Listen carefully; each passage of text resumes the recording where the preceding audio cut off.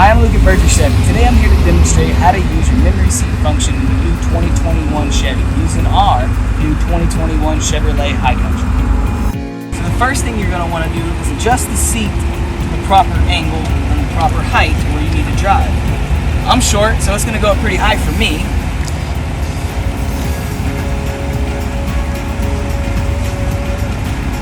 About right there.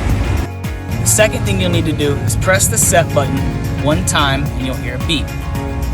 After that, you'll hold the one button till you hear two beeps, which sets the angle of the seat. You can set your second user and your exit using the same pattern. Press the set button once, then hold at the desired angle.